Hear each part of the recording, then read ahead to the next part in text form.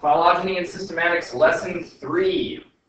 So, looking back on the consensus sequences we've had, we'll notice that the chimp and the mouse were the most similar to one another with only one difference from the consensus. The hagfish was relatively different, and so on and so forth. So that helps imply evolutionary relationships.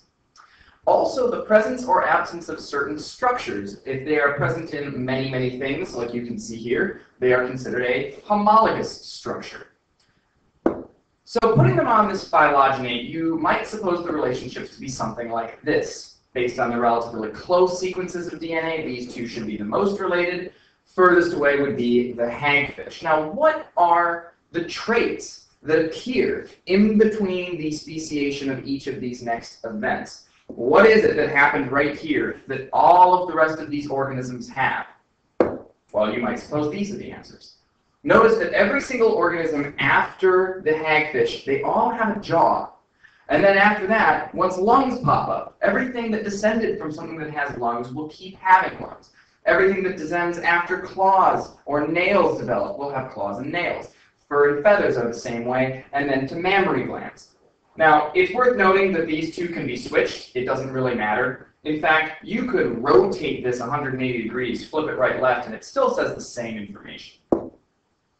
So, what conclusions can we draw from this sort of thing? Well, once you get something in evolution, you usually keep it, unless it goes away, and then it would become a vestigial structure, but there still should be an indication that if it isn't present at the moment, it used to be there. So the ancestors would possess this trait as well. Derived characteristics, the characteristics we were looking at appearing, they can imply an order of evolution. So for instance, all mice evolved after lizards came around. The first lizard came before the first mouse, because mice have things that lizards don't. And then successive branches of the tree are more closely related than further, more spread apart branches. The last common ancestor of a chimpanzee and a perch was a really ancient organism that would have been something like this, except this represents the modern day version, and of course back then the hagfish probably looked something different. So primitive characteristics do not necessarily mean that they are simple characteristics, it just means that they are primitive as in older. And again, more closely shared DNA, closer ancestry. Now, what we used here is an idea called parsimony, or it's sort of like Occam's razor. The simplest explanation is probably the correct one.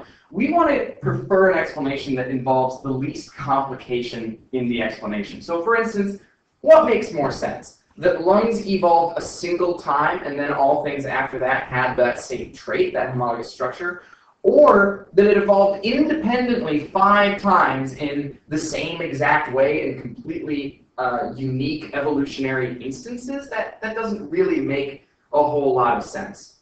And so if they went to all of the descendants of a new clade or a new phylogeny or a new portion of the tree of life, that seems to be the explanation that makes the most sense. Now, these structures we're looking at are called homologous structures. They are anatomical features that imply a common ancestry because they would have been derived and descended from a common ancestor that had them. So a great example here is called the 5-fingered limb, or the pentadactyl limb is what you might hear it referred to as, the pentadactyl limb. Same basic bone structure with modifications, slightly longer or shorter phalanges. The radius and the ulna can be slightly different in their shape or form, but we've got basically the same plan here where we're looking at humans, horses, cats, bats, birds, or whales. Different from that is an analogous structure, a structure that represents convergent evolution because it has the same job, not because it has necessarily an origin in evolution that's the same. So here with wings, yes, these are all arms, they're all sort of limbs that come off of the organism, but the form and the function of the wing between these organisms is completely different. So evolution would have forced these objects to look the same because they have to do the same thing. They need to provide lift. They need to be a wing. And apparently there are certain wings that just work better than others, and evolution and natural selection would select for the ones that work the best. All the ancestors of these organisms right here were wingless. So these wings appeared 3 individual times in evolution, 3 different events, and then natural selection pushed them to be the same. So, as far as we know, aside from in insects, birds, bats, and pterodactyls are the only 3 times that vertebrates have actually developed flight. So that tells you something about what evolution can do. Things can happen multiple times, but if they have happened multiple times, there will likely be differences in the result. It's likely that some dinosaurs were warm-blooded in addition to mammals. So it's possible that that warm-bloodedness has happened multiple times throughout evolution with slightly different mechanisms to force that process to occur. So I challenge you, in this picture, identify some structures that are homologous between this bird and this fish, and then some structures that are analogous between this bird and this fish.